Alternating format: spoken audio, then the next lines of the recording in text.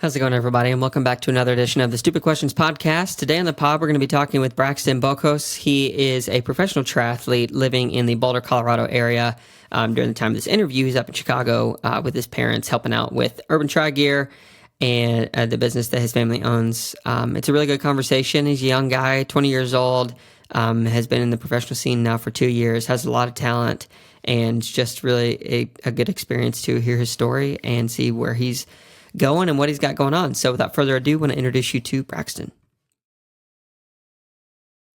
Today's episode is brought to you by Synergy Wetsuits. They are sponsoring this episode by doing a giveaway of their Endorphin EFX wetsuit. And we are going to be giving that away over on Instagram. So if you go over to the Stupid Questions or Synergy Instagram pages, you will see that giveaway running from August 22 to August 30. And the winner will be announced on Instagram come September 1st. Here is what you have to do to enter that giveaway to win that wetsuit. 1, like and share the post. 2, tag 3 friends. 3, follow Stupid Questions podcast on Instagram and Synergy Wetsuits. And 4, sign up for the newsletter at stupidquestions.show. I've been using this wetsuit personally and have had my fastest open water swim times this year. So make sure to go check out the giveaway over on our Instagram page and look for the winner to be announced on September 1st. Where are you at right now? I'm back in Chicago right now. Chicago. Just visiting my family. Right now I'm dealing with a little bit of a back injury, so getting treated here, and I just trust the doctors over here, and I'm familiar with them all, so it's a pretty easy workspace to just get in on their schedule and get to work right away. Sure. So I'm just in Chicago, helping my parents out with some work around the store and landscaping as well with my dad a lot, but not much training. Nice. Yes. Yeah. Nice, man. So tell me what happened with the back injury. How did that happen and how long has it been? So my coach is Tyler Butterfield. He's a pretty known athlete, but pretty new to this sporting of coaching. And he and I kind of have had a focus of upping my volume. And I'm a predominant swim biker with a struggling run. And I think just it was hard for the mix of upping everything all at once while still growing. So I just turned 20 and I'm still growing. I've grown 4 inches in the past 6 months. And are you serious? Yeah. So wow. Yeah, it's been a bit of a wake-up call in the fact that I still am letting the body need to fill itself in, and that it's a process. So right now we're just trying to manage everything, and I think that's where the back led to. And overall, just taking it day by day. Yeah. Was it something that kind of grew over time? You just noticed a nagging feeling and it got worse, or was it one specific thing? So basically I have 2 herniated discs in my back. So from I think a lot of TT riding and running on the I've been doing a lot of hill work. Just an accumulation of breaking it down and not letting my body recover. I've always had back pain from my growing through all these years that I've grown a pretty large amount, but nothing like this feeling. And it's left me to being on the sidelines for a few weeks. And it's not a huge injury, but it's still something that I can't run or bike right now. I've been aqua jogging and swimming, so that's a start. But it's a good time for something like this to happen. I had a good first half of the season, and I'm just not rushing into a back half of the season. It sucks that there's not a lot of races going on this fall in the U.S., but I'll work with the cards I have and decide what I'll do then. But right now it's just a matter of keeping my mind right and the body right and getting better and stronger. So it's a blessing in disguise in a way, because through this we've noticed that my left side's a lot weaker than my right side. And through this recovery, we're really trying to focus on the strengthening of the second side of the body. Yeah. Through specific strength, training routines, we were getting in the gym and doing stuff? It's not really like free weight strength. It's more these machines that this physical therapy place has here, and it's like you kind of lock your body into these. Just I don't even know how to explain it, but it's just like Yeah. nothing you could really find at a gym. It's a Okay. I I'm fortunate enough to work with a family that owns Athletico, which is a pretty large physical therapy business Okay. around the United States, and they work a lot with the football players in this industry over here, and fortunate to use their equipment. Yeah. Good, man. Well, I hope it continues to get better. I've had some minor back injuries in the past, and I mean, I'm a huge baby when it comes to any type of injury or getting sick. Like my wife does really well, and she's like, "Oh, it'll come and go," and I'm like, "Oh, my life's over." So I know what you're going through a little bit from that regard, I guess. But you said something that was interesting to me a second ago that like you're trying to get your body in the right place, but you also said mental. So I guess I have two questions for you. Where are you at mentally right now? Like, how are you feeling on the strength scale, and where are you trying to get to? Yeah, I mean, I've been able to take.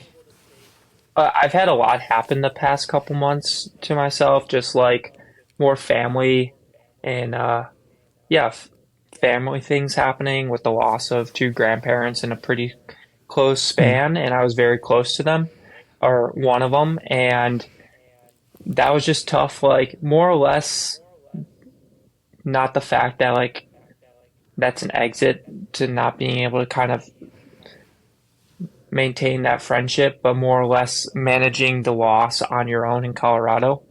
So, mm, like my roommate, he moved to Girona actually. So I was living in the house by myself basically and trying to prepare for St. Anthony's at the time. yeah. So, yeah, it was pretty tough doing that. And we're all a very close family. So it hit us pretty hard. And the fact that Sure. I wasn't home to be able to help my parents or family with little things that were just problems was kind of like a pain to my, not a pain, but just a struggle.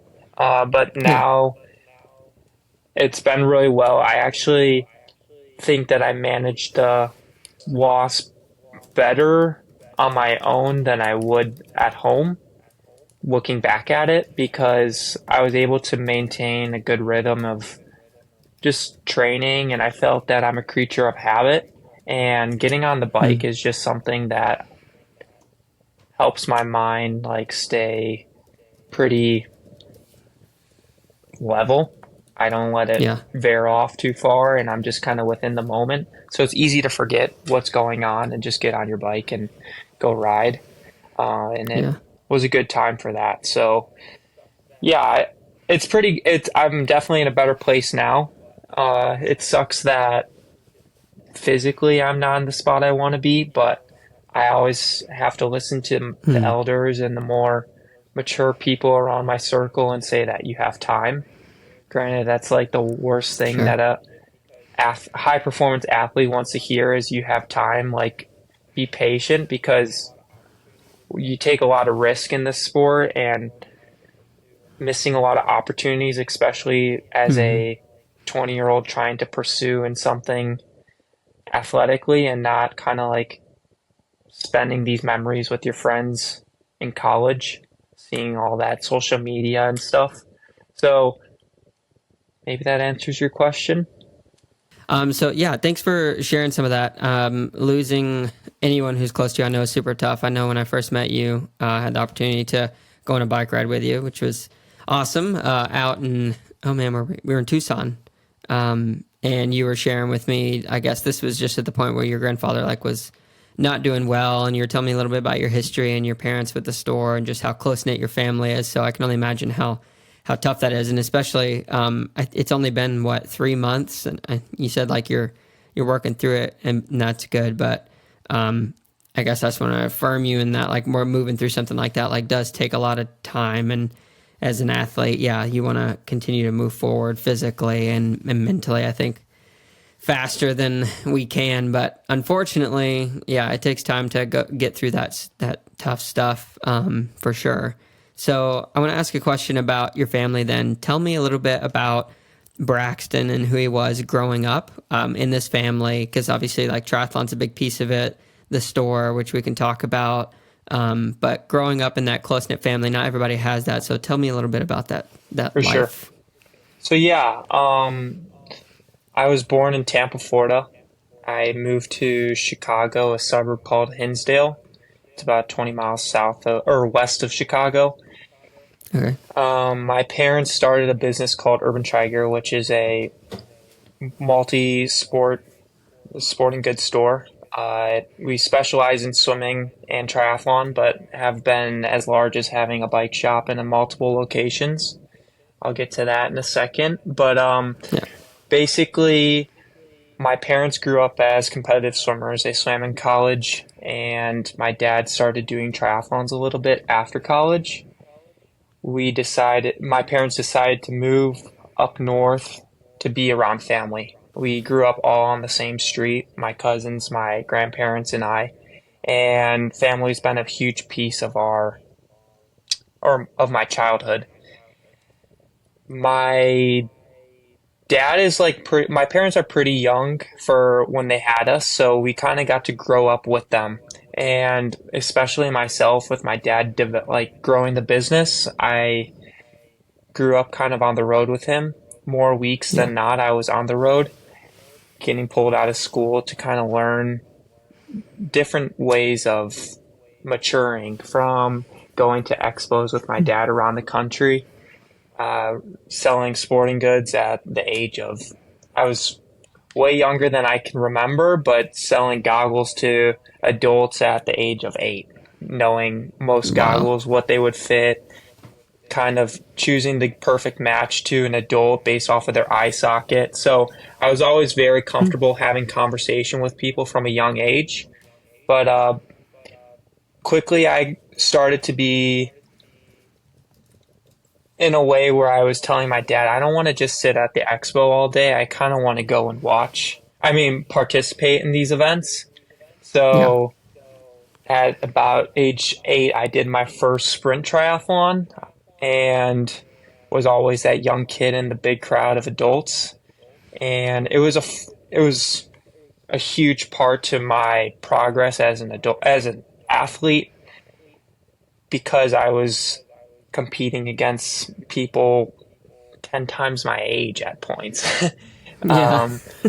But I was always on the road and working with my dad, and we really kind of created a really good relationship with each other. And it was a fun experience, because there were times that at the start, my dad and I were sleeping inside the tent because he was just starting his business on cardboard boxes, to the point of Wow. watching the business grow to where it's at now has been a fun experience that I don't think many kids, like father-son relationships, people can kind of experience, and definitely grew me mentally, to the point of being a young kid sleeping on the cardboard boxes and then going and racing and winning a lot of those events actually at a young age.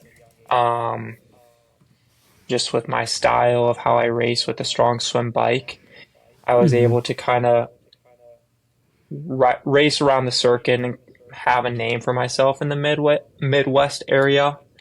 And yeah, it's pretty, what's the right word to say, but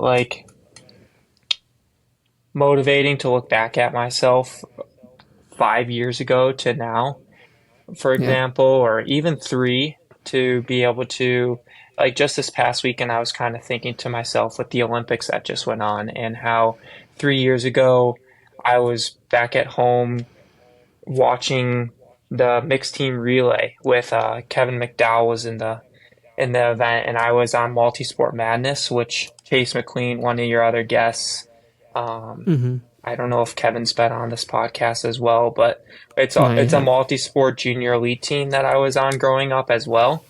And we were all at nationals watching the event. and kind of cheering on the alumni. And now, 3 years later, I'm in Colorado training with these guys frequently on a daily basis. Um, Yeah. so it goes back to that whole like being patient, but also looking back at your past and your progression to now. And I think that's a huge piece to like look at and be in the present, take things day by day. And yeah. Yeah. So thanks for sharing that. That's a really neat story, all around just where you've come from. I'm sure there's so many stories to continue to dive into, but some of the things I want to dive into a little bit more, I think are about from your early years. So like you're going to these races and you're starting to make a name for yourself. Not only are you gaining these athletic skills and building on these talents, but like you said, you were enabled to figure out how to essentially do sales, which I think is a super amazing skill because you can take that literally to any industry as long as you believe in whatever you're putting your efforts behind. So apart from triathlon, how else has the relationship with your dad and having that business experience played a role in how you've grown up? Because when I first met you, I just have to bring it up, like you were pretty reserved on your computer. I was like, what is he doing? And after a few days, you were still like on your computer some, and I realized like you were working on like stock trading and stuff like that. So you're pretty analytical mind, you're into business. So talk to me a little bit about Braxton outside of triathlon, how those were formative moments into like who you are today and the other interests you have. Yeah, so during COVID, I took on this whole trading thing. I had a lot of time with no school, and I was living down in Naples with my grandparents, Florida, and my Mm-hmm. grandfather was pretty big into the stock market and trading, and I just always was like someone who enjoyed math, looking at charts. Just as a young kid, that was kind of something that I enjoyed a lot, and quickly just found it really interesting. And I mean, I wasn't even of age to trade on my own, so I was trading under like a custodial account with my parents. But it was a fun time of learning, especially during that period because the market was just crazy and a lot of Yeah. overnight success stories that you got to watch. But to answer that, like, yeah, I've taken up trading and I kind of do it. I wouldn't say full time, but it's a daily thing in my schedule. Um, and I think that with trading, it's taught me a lot in sport. And I think that's Hmm. patience, managing risk. Um, kind of when I go and take a trade, I always have an exit plan and like an entry plan. So within sport and high performance, you're kind of playing a lot of tactics, even though it's a non-draft race. As an athlete who is kind of racing at the front for 2/3 of the race or more, you try to play chess within the race. And that's something that I've learned a lot on physically and mentally how to connect those two together and under a lot of pressure, how to manage that. And I think with trading, I've been able to work on that skill and I've been pretty successful with it all. So, Yeah. yeah, Yeah, and you're only 20 years old. So talk to me about, I mean, obviously athletically you have quite a future ahead of you still for a potential to be sought after and you're going after that. But is this an area that you think you'd be interested in far beyond the triathlon years? definitely. I've had a huge passion for trading and also real estate. So I'd love to find a way to manage these industries with doing triathlon. I don't think I could ever say I'm just going to do triathlon. I feel Yeah. that my mind has to be stimulated outside of sport. And I feel like those are two sections of business that I could manage on a day-to-day basis. I don't see myself being a realtor, but I do see myself maybe a part of like a investment, not investment banking, but kind of like investing in real estate, flipping houses, Yeah. multifamily. That's kind of a section of real estate I really enjoy. Yeah. And I also think with triathlon, hoping that it's a successful career, it's a skill set that I want to be able to invest my income into a way so I can live a stable income outside of my triathlon and not like close the door and then have to go find a real job. Yeah. Um, but yeah, I don't know. It's a lot of thinking right now because I don't really Sure. know what I want to do in 40 years from now, but I think that's Yeah. what I want to do and it could change overnight. Yeah, 100%. Yeah. Yeah, it's all a journey and continuing to move forward. But I have a question for you. So now I know a little bit more about you, I guess, just from some of your background in history. Triathlon's a huge piece, business is a huge piece. Ever since I first met you, like you crossed me as a very stoic person, which is, I think it's really cool because it's really hard for me. My personality type is like overly emotional, very easily excited type of a person. So I think that's interesting. But I want to hear from your perspective. Who do you see, identify, and believe like who Braxton is? As an athlete or outside of sport or as a full It can person? be, yeah, the full person. Like who is Braxton? I would say I'm a pretty comical guy at times with a lot of forward thinking. I like to manifest. I like to look into my future, and I think I also care for my circle of people. I think that could be looked at as a bad way, but also looked as a pretty respectful way. But growing up, just I, I mean, I moved to Colorado at 17 and started living with people double my age, training with people double my age. So my circle has always been with older people. So Yeah, I started to just really uh, just ingrain their personalities and just how they carry themselves. yeah, And the maturity. yeah, the maturity. And I think like that's been like I've kind of became that way. So Yeah, I don't know how to really explain myself, but I just enjoy now being around older people more than I do around my own age. I'm yeah, not the type of person who enjoys going to like you'll never catch me in a bar, you'll never catch me drinking. I'm just very yeah, focused and that's in and out of sport. So just a content forward thinker. I love to joke around with friends, but I also sure. enjoy giving my time to the people that care for me. I don't like to Yeah, waste my time on people who don't yeah, respect my time. So, yeah.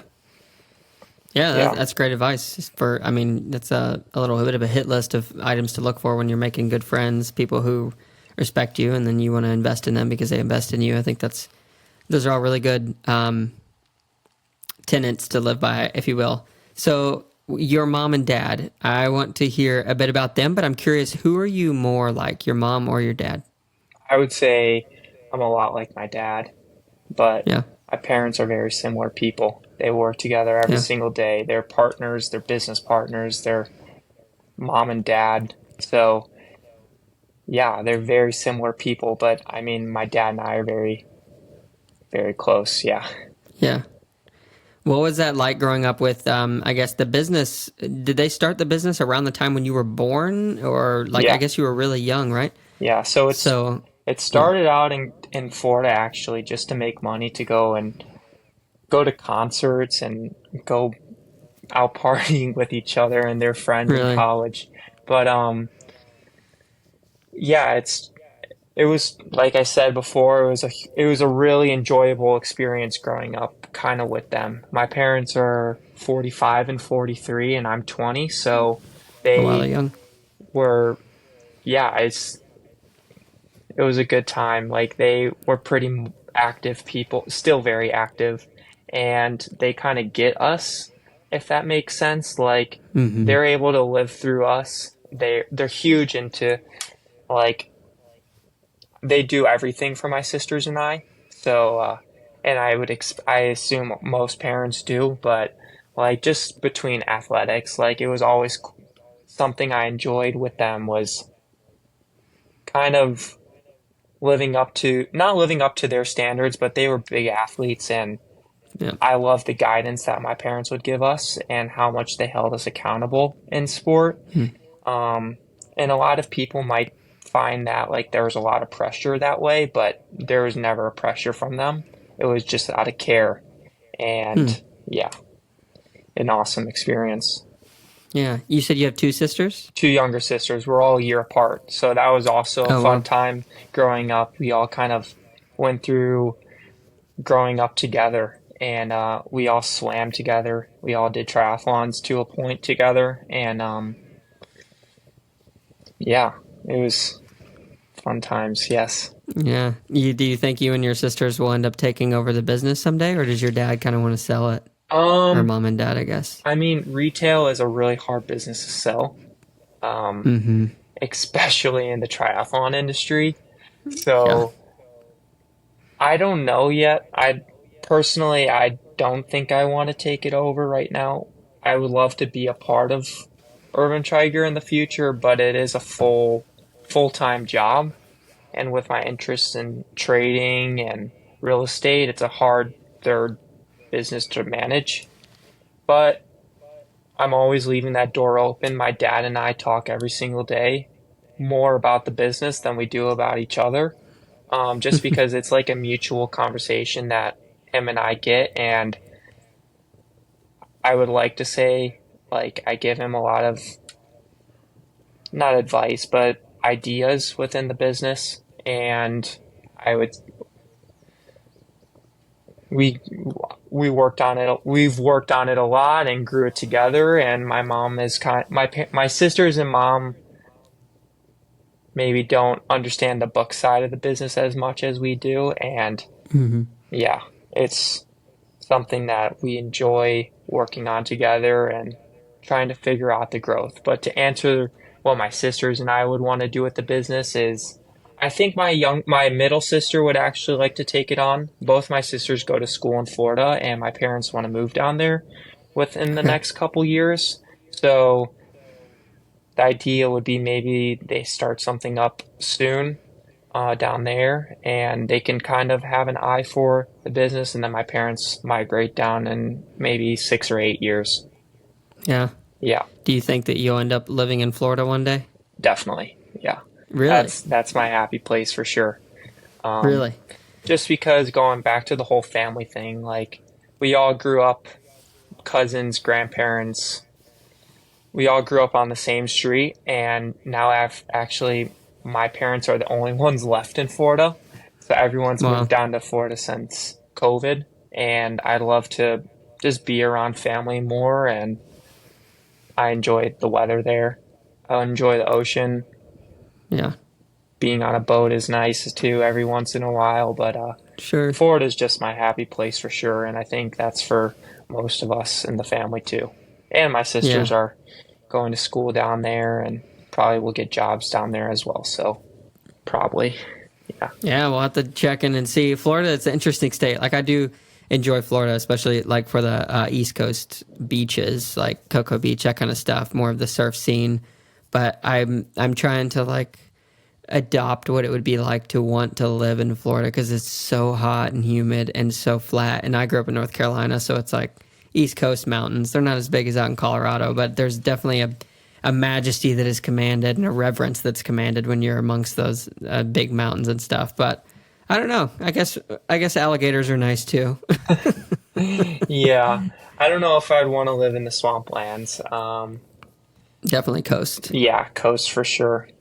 Yeah. But yeah, I love a nice sweat though. That's Yeah. one thing I do miss in Colorado is like you're just working your butt off and that sensation you get of just sweating a bunch and the humidity is more accomplishing post Yeah. exercise than being dry and you're like at 200 heart rate running reps around a track. Like, am I not working hard or is it really just Yeah. this dry heat? Yeah. No, I totally get that. Here in Tennessee, the armpit of America, I went running this morning and it was an easy run, and like you're drenched by the time you get back, and it's like just the most sweat you could ever sweat. It's absolutely crazy. But so I totally understand that. Um, so to change the subject, I guess just a little bit, you started swimming at a very young age, and then my understanding is that when you were 8, you moved to triathlon. Like you said, that was kind of your first sprint try. So tell me a little bit about how young you were when you first got into the pool and like your experience with the water, because you have a bit of a reputation for being a good swimmer. Yeah, so I started swimming probably at the age of 6, like on a swim team. But my parents were big swimmers. They were pool directors as well over at the local pool. So I was always around the water. There's pictures of me like being first in the water from a couple weeks outside of the womb. And I actually spent more time competitively swimming with a I focused more on swimming than triathlon up to age Hmm. 17. So Wow. triathlon always was a hobby. Like, hated running growing up. I loved just swimming and going out for like century rides with all the adults at 13, 12. Um, Wow. but never like got into the whole running thing until I moved to Colorado. But I had a goal to want to swim in college just because that's every boys' dream. Like if you're competitively swimming, there Hmm. wasn't a route for triathlon. There was always just like, oh, you want to go swim for ASU or you want to go swim at like a big D1 school. Yeah. And that was the route if you wanted to take for a scholarship. Like there was always the option for triathlon as a club, but still to this day, there's only one or two programs out there that offer a men's scholarship just due to like Title IX, the equivalency between men's and women's Hmm. scholarship money. So Okay. as a guy, it's going to be very hard ever to get triathlon to be an NCAA sport because football is a huge budget for all these Yeah, it's universities. massive. But yeah, I grew up swimming. I swam at multiple national events and was senior team captain of a national championship team for our high school and was pretty keen on going to college for swimming up until the point that I noticed that I wasn't going to even be eligible for swimming because I actually have an IEP in school and some learning disabilities between reading and never took a foreign language in high school. So my Oh, dang, senior man. year, didn't get any guidance from the counselors who knew that I was an athlete, who knew that I wanted to go and Ugh. compete in NCAA sports, and not taking a second language cut that door pretty quick. So, What the heck? yeah, that was a pretty frustrating time for me, but I Good actually grief. took it as an opportunity to take up triathlon. It was always something Oh, that I really enjoyed, and I was pretty set to want to kind of pivot over because I committed actually to Queen's University of North Carolina. So that's the only collegiate program that offers a men's scholarship. So they have no men's football team, so there's a lot of freed up capital between the Title IX and was pretty, yeah, I was set to go there. I committed there my fall of junior year and was ready to make the switch. So fast forward to senior year, I really committed to swimming just one last time. Swam at state, qualifying for the finals, and swimming some pretty solid times for me to make a happy exit to the sport. But I was so excited to move to Colorado because I mm-hmm. joined a program called, or a coach named Ian O'Brien. So he has a big DTE, which is a daily training environment out in Boulder, and he recruited me over to join his squad through the time between my second semester senior year to the fall of going out to North Carolina. And quickly I fell in love with the mountains and working with Ian at the time and uncommitted from Queens and committed to going to school out in Boulder. So doing classes over there. and been there since taking classes. Yeah. So you said you hated running before, and obviously now running is a pretty big part of this journey. Did your attitude start to change? Have you fallen in love with it, or is it Oh, still like, yeah, definitely. Yeah, yeah, I enjoy it's pretty funny. My mindset has switched between the two actually. I really? enjoy running more than I enjoy swimming now.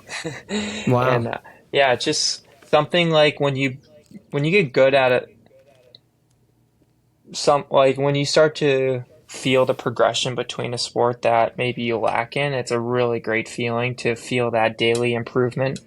And Hmm. running has given me that.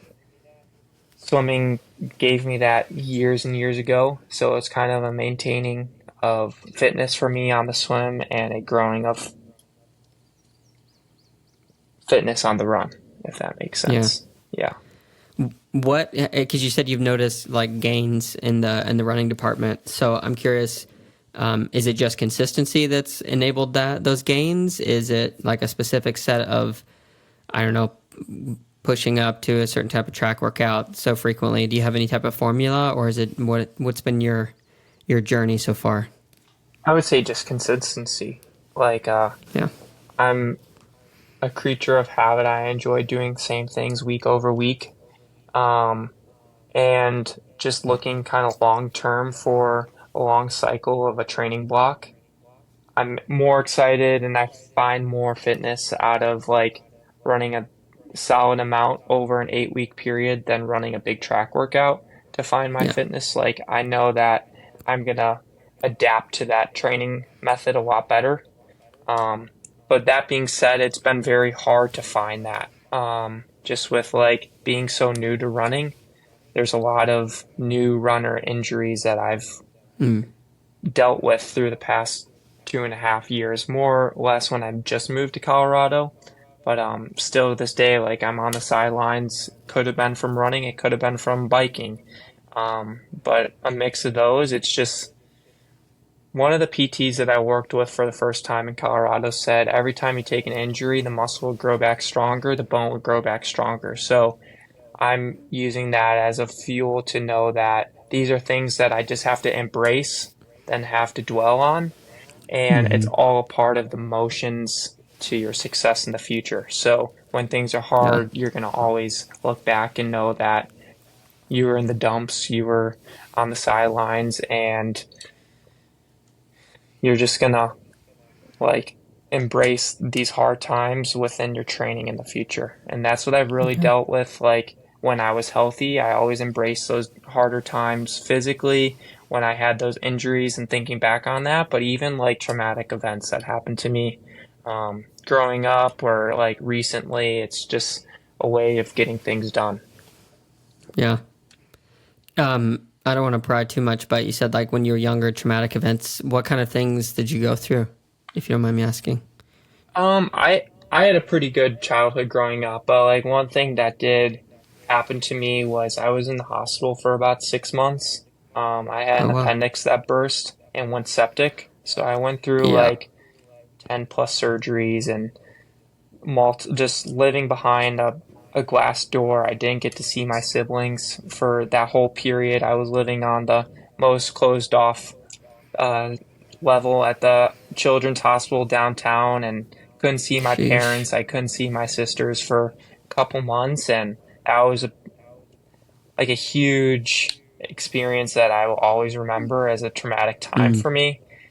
Just the fact of like knowing how serious it was to your neighbors that were in the hospital with you that you could hang out with because that was a contained group of people, and waking up the next day knowing that they didn't wake up. So it's like Oh my pretty goodness. traumatic things that, or pretty traumatic memories in that department, but it's not something that I like, and that I don't think about that very much, but it is something that happened and definitely made me stronger from a young age because I mean, I was in first grade and Oh my goodness, basically dude. missed the whole year of school because of that. Yeah. Yeah. Good grief. So I had my appendix taken out. They caught it before it burst, but some of the worst pain I ever felt. Like it caused me to like pass out several times. So I can only imagine if it would have bursted. But dude, that's a huge thing. Wow, at such a young age, like coming out of that, was it easy for you to get back into the groove of society, school, like family? What was that like? Nah, I mean that's the point where I then was so behind, and I think that I was diagnosed with these comprehension disabilities just because I lost all that development skills. And my parents were pretty keen, and I am very appreciative of the fact that we weren't going to hold me back. So I was always playing catch up to a point through then in high school. I kind of played that catch up, or I got to the point of being caught up, but it was kind of just too late for that athletic side and going to Hmm. college in that department. But I kind of forgot your question. I No, no, yeah, I was just asking, like, what the event was, and then like going through that, like, how did that affect? Was it easy to, I guess, assimilate back into society? It sounds like some of those learning disabilities were there, and which is a little shocking to me. I mean, first of all, I hate school. I think it's only for a certain type of a person. So that's my own opinion. That may or may not be related, but you know, having a hard time learning in one area, you strike me obviously as a very intelligent person, very mature for your age. Like you've gone through some pretty hard stuff that's, brought you to who you are today. Yeah. I guess going forward, like you said, you try not to think about it much or you don't think about it much. Is that because you just found that's the best way to kind of move forward in life, or is it because it's too painful, or have you thought about it? I think I've just moved on from it. Like it was just a part Yeah. of that whole plan that was dealt to my like that was what God gave me, and like Yeah. I just kind of what can a huge thing that I saying that my grandpa and I always had was like you can't control the uncontrollables and you manage what you're given, and that was something that I couldn't like I no one could probably wish that upon a Yeah. 7-year old to have to go through those events, but it's not something that's affecting me now. So just leave that in the past. Sure, you can go think about it here and there, but it's not something that like that's not going to change Braxton Bokos as a 40-year-old. Like that just happened. And if anything, it Yeah. was a blessing because I mean, you probably got your appendix taken out recently, and mine's gone. So yeah, Yeah. No, we're yeah, brothers. We're both missing an appendix. yes. So you talked about there for a second, like this is God's plan type of a thing. Tell me, like, who in your personal life, like, who is God to you? What does that mean to you? I would say God's a new figure in my life. Um, I didn't grow up really religious. It was always a piece to, um, it was always around, but it was never like a huge thing for we didn't grow up going to church, but we would go to church for maybe once a year or so. Um, but with my grandma passing away in December and then my grandfather passing away in April, I kind of wanted to learn what it was all about. And it was actually a little bit before that that I started to like want a relationship and start to have a relationship with God from my childhood swim coach, only for a couple years, but his name was Pierre. He was a 75-year-old African American, scared Wow. shitless of the water, didn't know how to swim, but he was very religious, and he would pray for us before every swimming race, before every practice. You, it was just a completely different experience and way of growing up in the uh, swimming scene. We were known Hmm. for the crazy coach who would give his kids crazy yardage. I grew up swimming 100,000 yards a week for a couple years on that program. What? And he just, like, we just got it done because that's what he, like, there was no questioning. There was absolute respect for him. And he was a figure of, he was a huge role model and someone that gave me a lot of guidance. Like, just through those years that I grew up, or I was growing up. And it was more, he was a life coach outside the water than he was a coach for us as a swimmer. But I felt different when I was being coached by him. I felt that there was something that I wanted to learn more of. And then fast forward a couple years after that, I was like, I'm ready to learn more of what this is all about. So recently, I have a new roommate, and I mean, Caden Lieto was with me now, and he's very Yeah. religious, and I can say that I know a lot of how this all, I don't want to say how this all thing works because I do, but like they teach me and they're teaching me a lot, and I go to a Bible study every other week, and it's a relationship that I'm growing more with, and I hope that I can become more like have a intimate relationship Yeah. with the higher powers. And Yeah. yeah, Yeah. Thanks for sharing. I think that was a really good synopsis.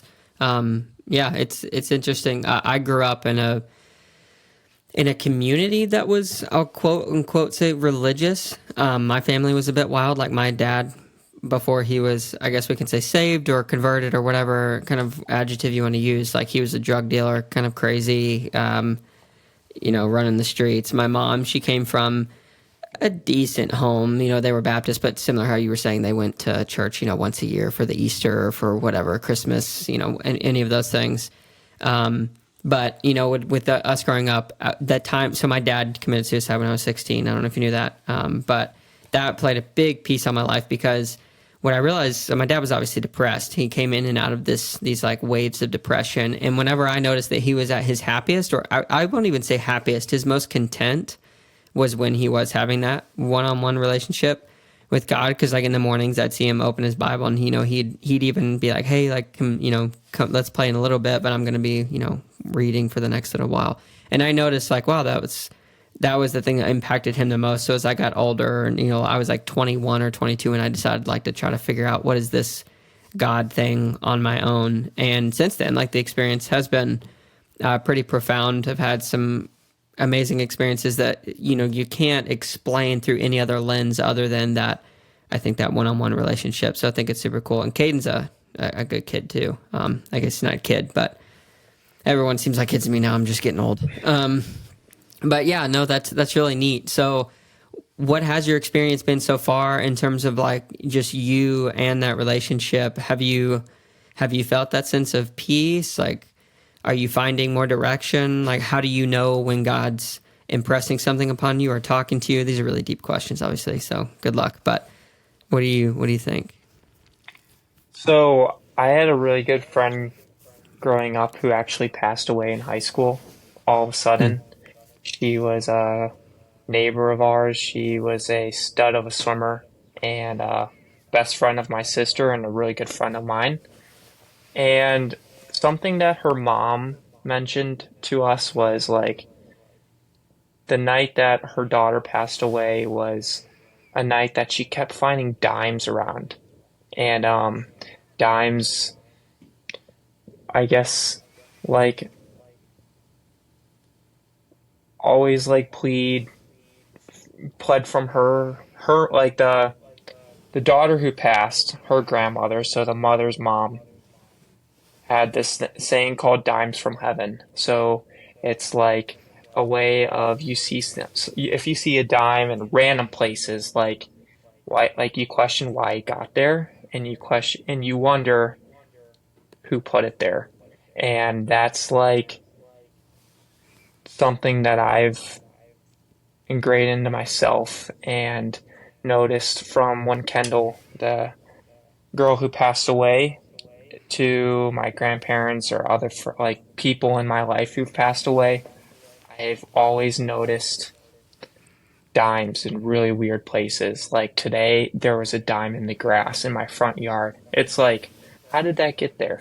And it's like, Mm-hmm. as I'm walking out of the house to go and have this conversation with you, it's like, I don't know who sent that dime down, but it's the dime from heaven and someone's watching over you right now. And it's just like a reassurance that you're protected, I think. Yeah. Um, Yeah. and that's like the biggest thing that I've um, ingrained in myself on the religious side. But I'm trying to learn more and like growing this whole department of the, as you like, the religious thing. But that's the Mm-hmm. start of it for me. And Yeah. yeah, I wear Yeah. this bracelet of my godmother. She bought this in Greece at the chapel where my family's all from and her family's from over in Greece. So there's a knot for every prayer that she made at that chapel, and it's something that I Huh. wear every day. And it's like this piece protects me from any life events that could happen, and Yeah. that's where I'm at with it. Yeah, Yeah. little pieces here and there, but working towards it more to fully understand it all. Yeah.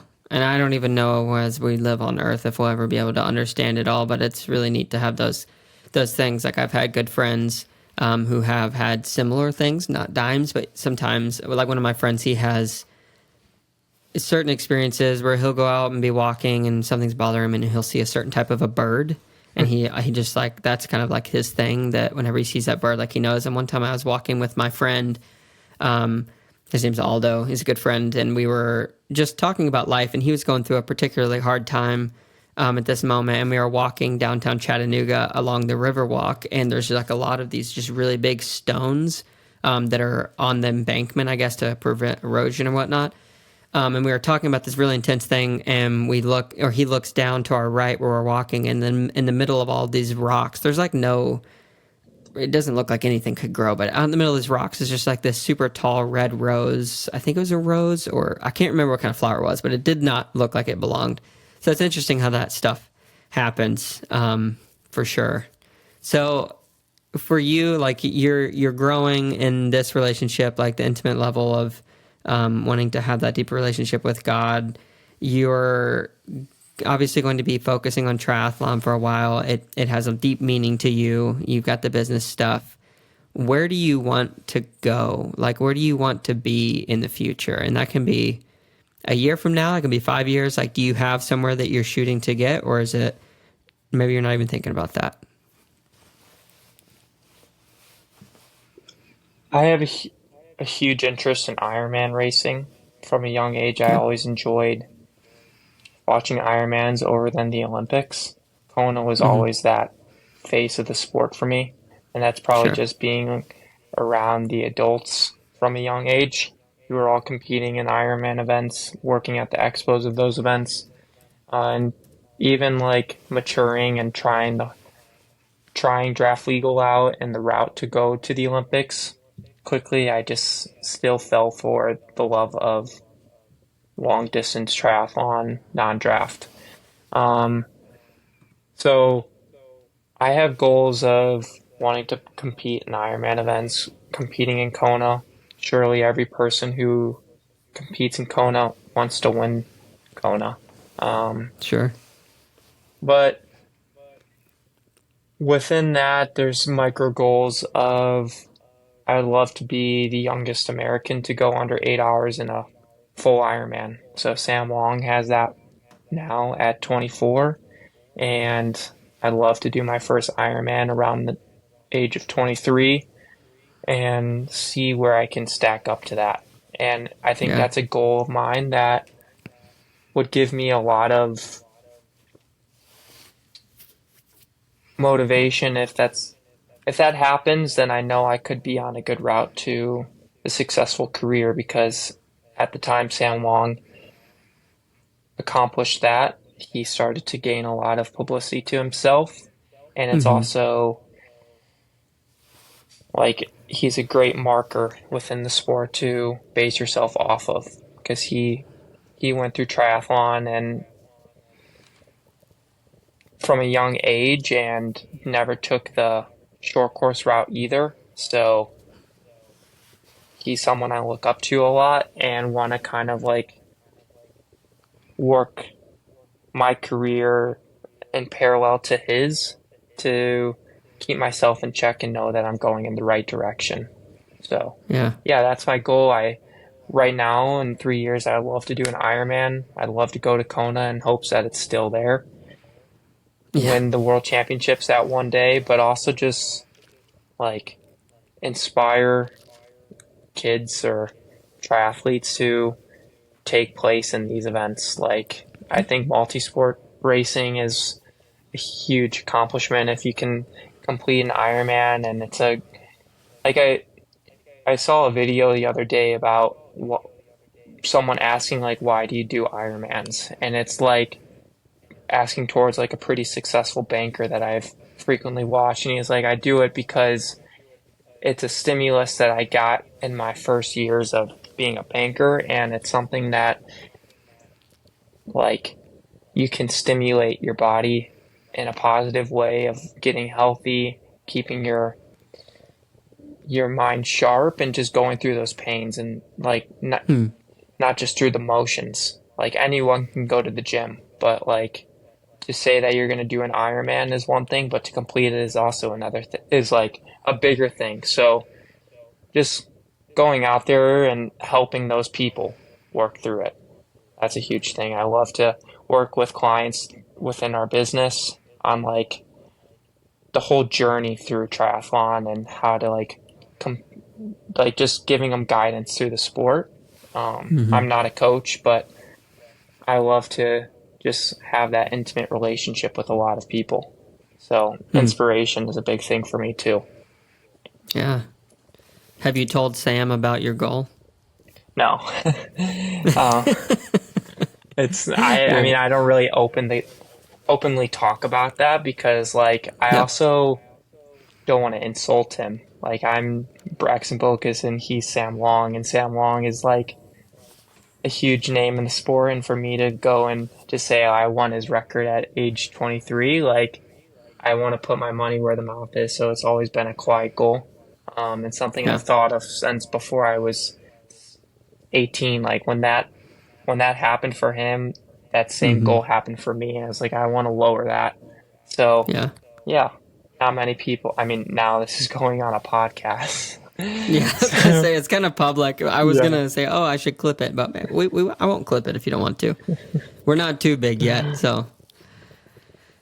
But that's cool, man. That's really awesome, and I appreciate you, just in general, being so open about your life and sharing, obviously, some of the hard struggles that you've gone through, some of your goals that you haven't necessarily spoken to a public forum. No matter what you end up doing, I'm excited for your future. Like, you got a pretty good head on your shoulders. Like I said, that stoic, having a stoic personality and being able to execute and work and consistency and, knowing the things having the friends you have, whatever you end up doing and wherever you end up going, I think you'll be a success for whatever it's worth. So I'm excited for that. thank you. Yeah. So I want to ask you one final question, in the realm of advice. So you have had the good opportunity of seeing really positive role models in your life. So your grandfather, your father, obviously having really good friends. I don't remember their names right now, but we'll say Caden or the other friends that you have. Like, these are obviously good people.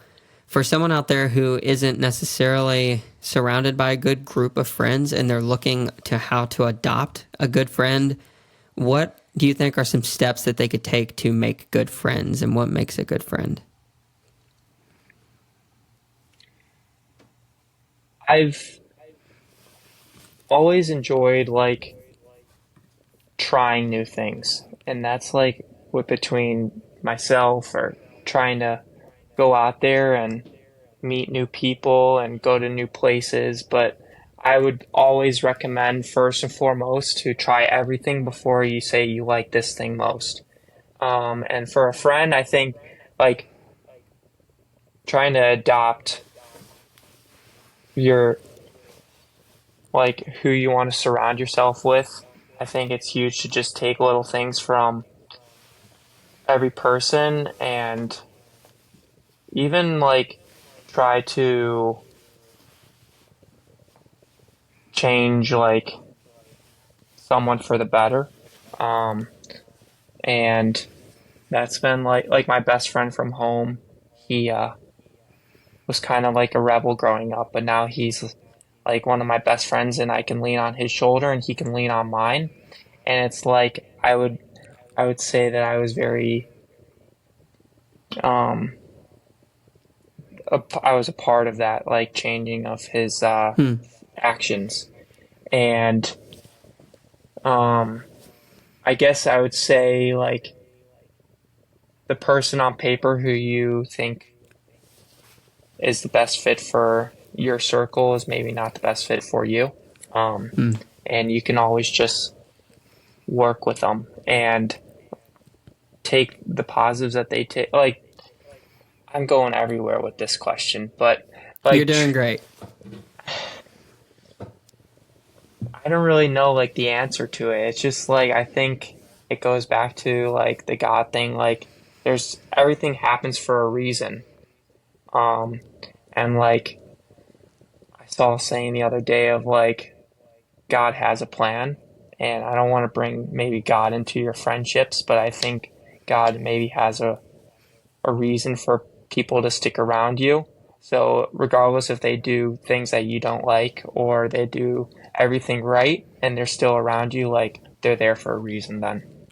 Um, I don't think it's a big thing and something to overthink. I think there's a path and path is going to direct you in its way, and there's going to be a lot of resistance towards going to do negative things or like you questioning if this is the right or wrong answer. You're just going to have resistance somewhere in your life, and it's just that's your calling. Like you're just going to know that Hmm. there you're going to have a good feeling about it.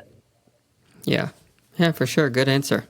Have you read the full story of David? Like, not just David and Goliath, but David's life. Have you read that yet? Mm-mm.